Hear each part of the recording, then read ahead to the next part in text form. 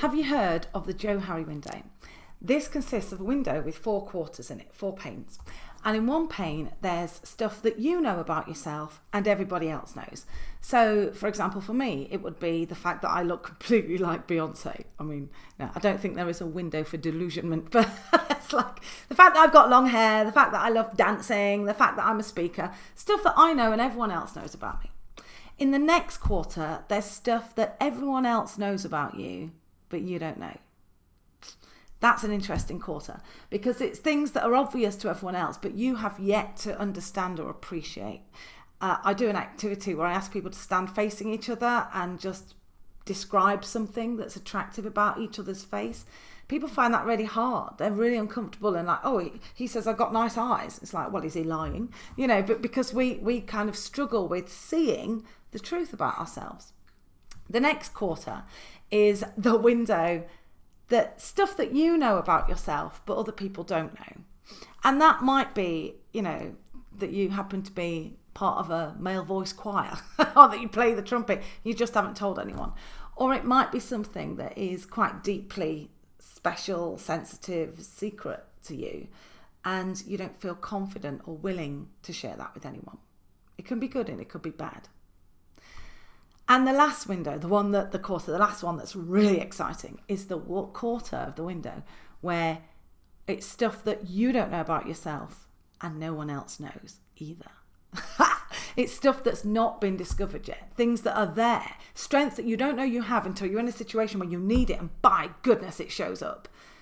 We only get to find out what's in that window when we're in complexity, when we're embracing a challenge, when we're not seeking to be in control all the time, and when we're not living through chaos, but when we opt into complexity, when we get curious, when we stay neutral, that's when we can dig around with others to what's in that window. But today, I want to talk about the window, stuff that everyone else knows and you don't know. First of all, for your friends. So I give out these cards. They're called the Truth About You cards. I have like 1,000 different colours. And I give these cards out to people, and usually I give 2 cards out. And the idea is on the first card, you write something about someone who you know is brilliant. What they do is amazing, but they don't know. They take it for granted. They don't celebrate it. So on the front, you write their name on the coloured bit, and on the back, you write the truth about them. And then you hand it to them and you say, oh, I've got your card. And usually they look at the front and go, you've got my card, the truth about, oh my God. And then they start crying because it's really good. I've given these to my children and I give them out to me as well for people in keynotes. This one is from Leo, from Trinity, to Jacob. It says, Jacob, semicolon, she's very good on spag. You are funny, smart and really cute. Thank you for being an awesome brother. Funny, smart and really cute.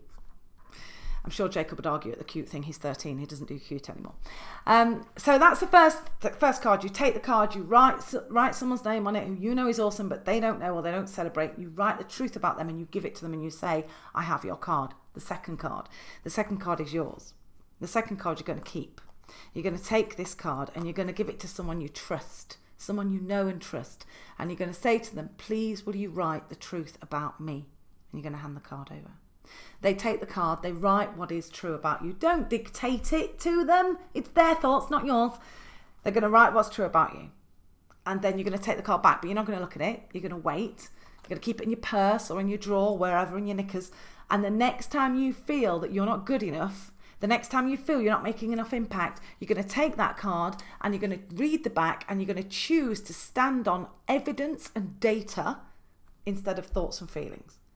Evidence, the truth about you, data, rather than, well, I don't think I'm good enough, because your brain's a liar.